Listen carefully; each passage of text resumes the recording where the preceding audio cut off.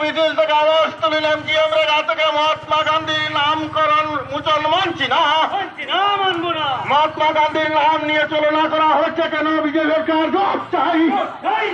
কোন বন্দে মাতরম কংগ্রেস জিন্দাবাদ। কংগ্রেসের আগে অন্তর্গত বিক্ষোভ মিছিলে জোরে জোরে যোগ দেন। দেশের জাতির জনক মহাত্মা